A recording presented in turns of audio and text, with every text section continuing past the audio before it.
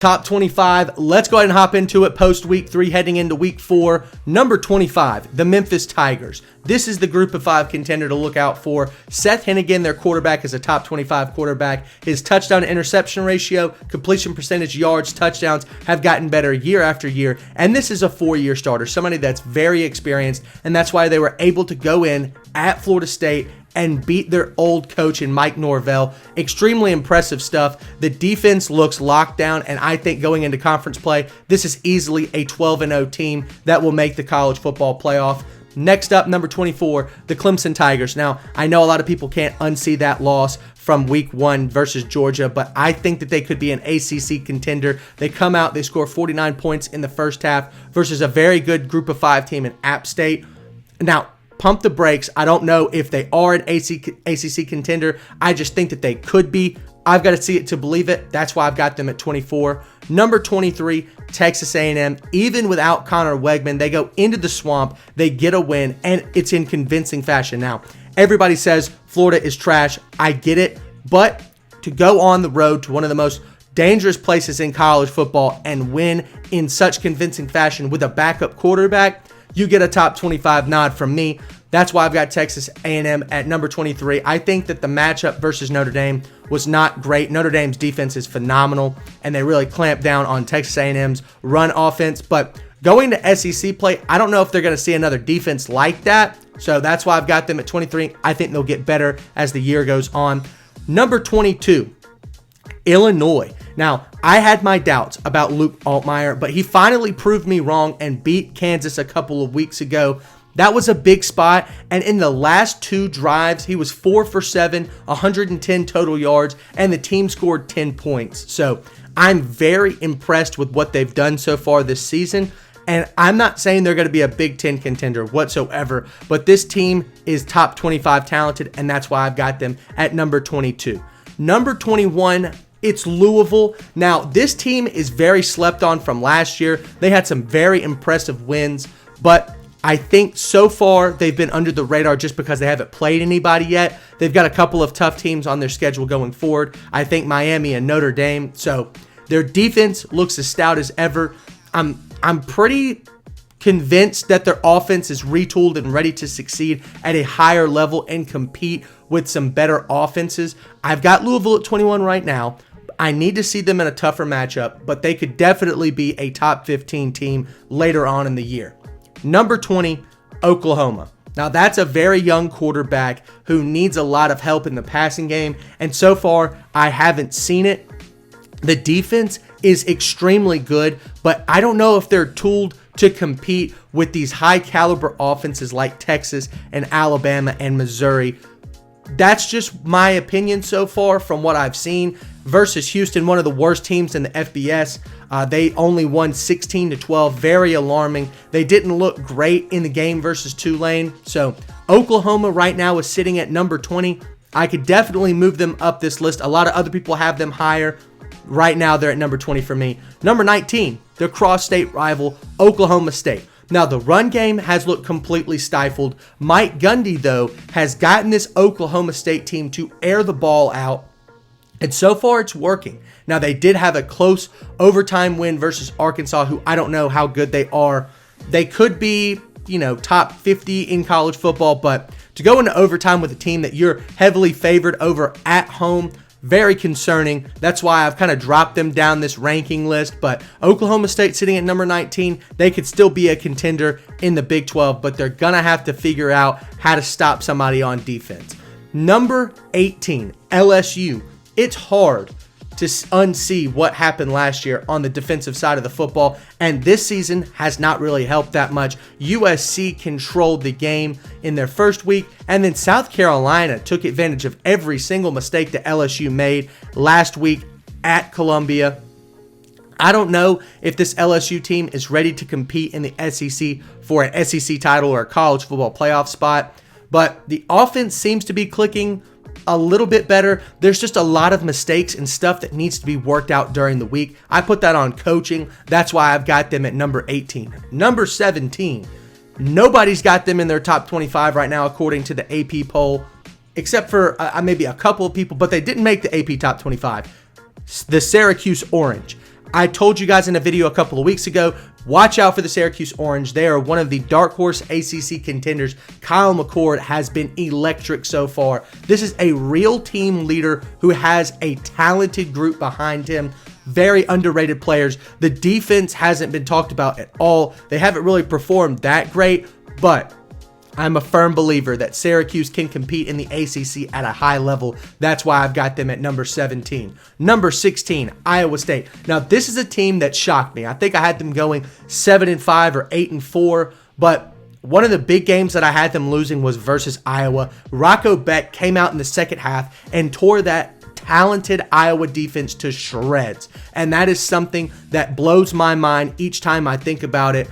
I'm very high on Iowa State right now. I think that they're a Big 12 contender. They have some really tough road games, but if they can win those, they're definitely college football playoff contenders. But they go on my iffy list. They're not 100% a college football playoff contender.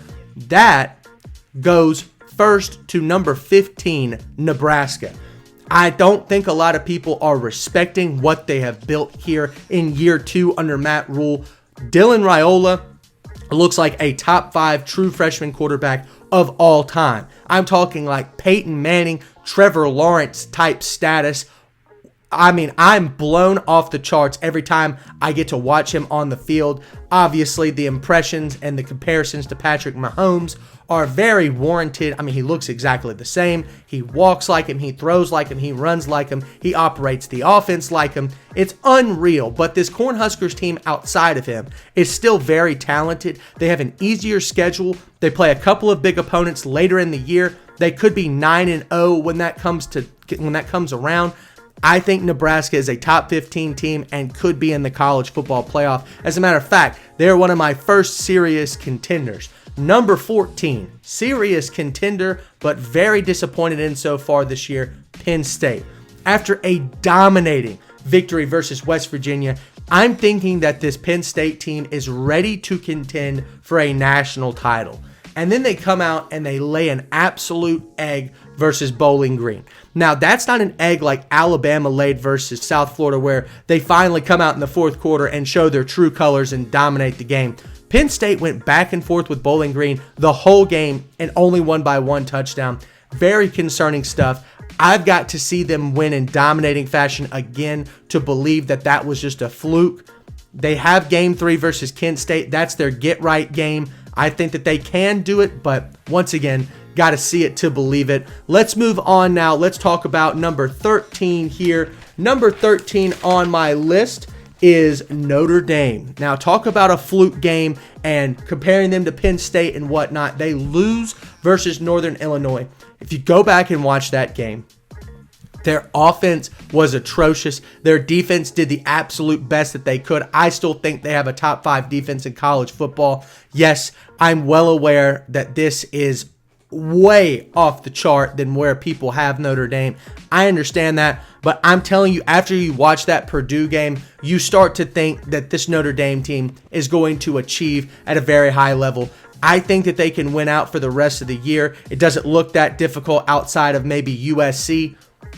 They control their own destiny. This is a college football playoff contender if they go 11-1. So that's why I've got Notre Dame at number 13. I was really impressed with Riley Leonard in that game versus Purdue. So all that being said, they're a college football playoff contender. Number 13, Notre Dame. Number 12, Missouri. Now, although I was very high on Missouri and still am record-wise, I have them as the 12th best team just because they really struggled versus Boston College. And if they're struggling against Boston College with a new head coach, a new offense, and a brand new defense, I'm not so sure that they're going to be able to do well in the SEC. So that's why I've got Missouri at number 12. I think that their offense has looked pretty good. Luther Burden III is going to have a breakout year regardless of how this team does overall. So number 12, Missouri, they've got great playmakers. Their defense needs to step up their game. If they could do both of those things, they'll win college football games and be a college football playoff contender. Number 11. Now, this is probably the team that I was most wrong about in all of college football, the USC Trojans. And I can admit when I'm wrong.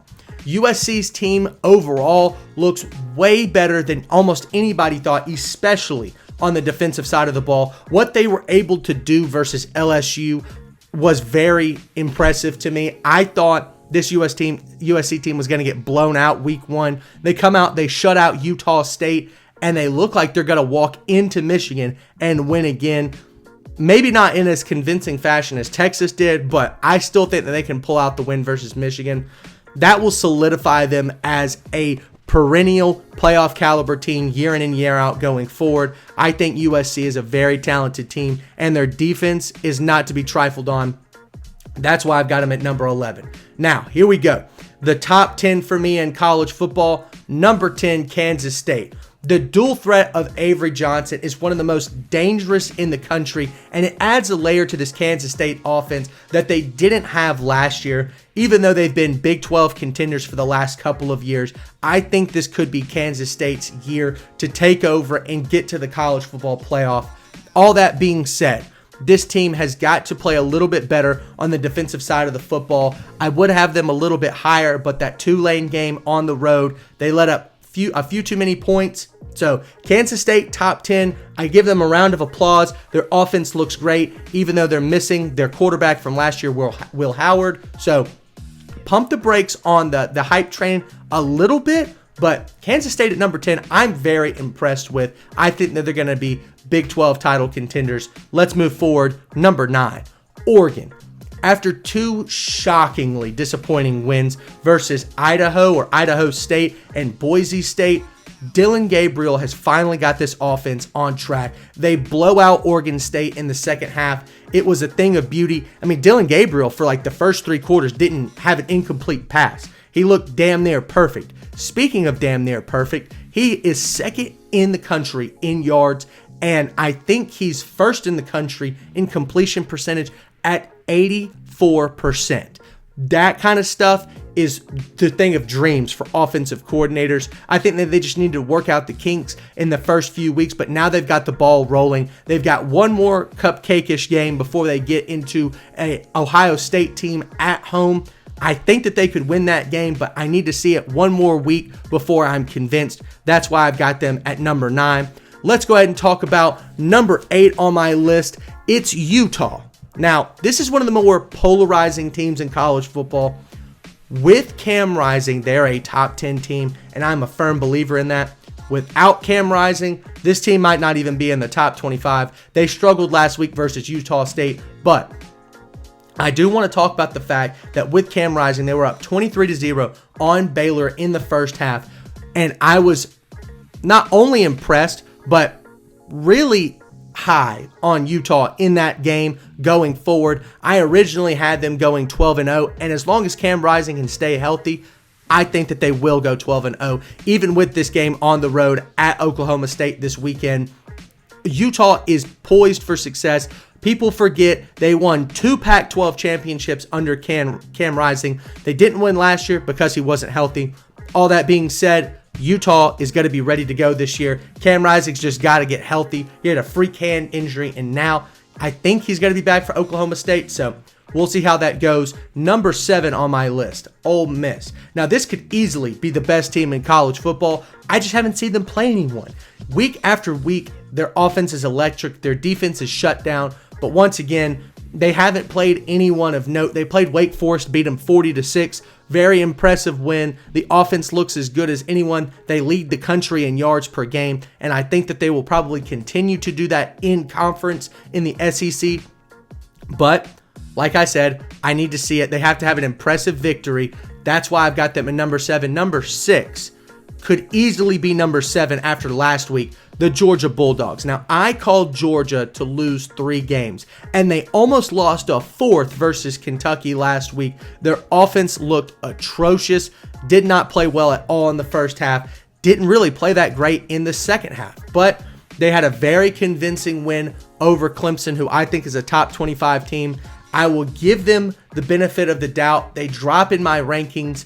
I don't know if this team is going to be a college football playoff contender. I have to see them go into Tuscaloosa next weekend and beat Alabama convincingly to be a playoff contending team. I don't know if they can do that. That's why I've got them at number 6. Number 5, Miami. Now, I am not over the Cam Ward hype train. He is second in the country in, I think, yards, maybe third in the country in yards, first in touchdowns. Miami has looked damn near perfect in every game that they've played. They obviously handed Florida an absolute beatdown in week 1, and then versus some non-conference power or group of 5 teams, they blow them out of the water. I think that this is the front runner for the ACC. They are way better than people think that they are. That's why I've got them at number 5. I respect them on the offense and defensive side of the football. Now, watch out for Ruben Bain Jr.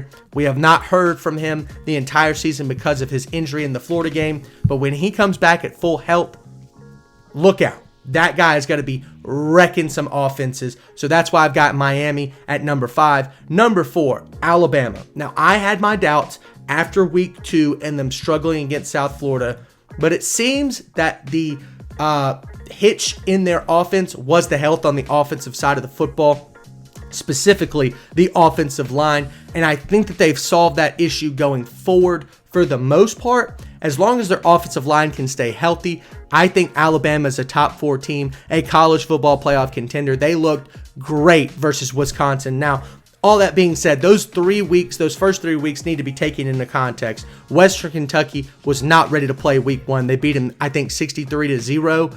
Week 2, they did not look good versus South Florida, had some sloppy play in the first 3 quarters, came out in the fourth quarter and dominated.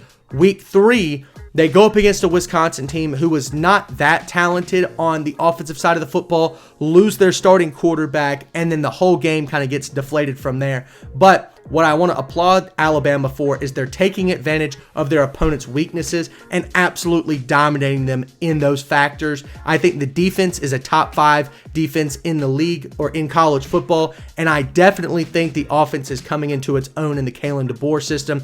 That's why I've got them at number 4. I think that they can beat Georgia next week. We'll have to wait and see on that one. Number 3, Ohio State. Now, the NIL collective spent millions and millions of dollars to bring back seniors from last year and bring guys in from the transfer portal. They look so unbelievably talented. They have not played anybody yet. I think that this is going to be a college football national title contender. If not, Ryan Day has some major question marks that are all around his career. He has not won the big game yet against a team that is actually contending for a national title, and that's something to be concerned about. But so far, given their talent and their performance in the season so far, they get a top 3 nod for me. That's why I've got them there at number 3. Will Howard, to me, is one of the best quarterbacks in football, and he has proven that week in and week out, both at Ohio State and at Kansas State. I'm a firm believer in this team. The talent is 100% there. They just have to execute on the field. That's why I've got them at number 3 for right now. Got to wait till they travel to Oregon in, I think, week 5, and that's when they'll make a believer out of me. Number 2, Texas. The Quinn Ewers injury would be a major concern to anyone else in college football, but the Longhorns have a Manning quarterback with wheels. Arch Manning has got some legs under him, and it was very impressive what he was able to do week 3 versus UTSA.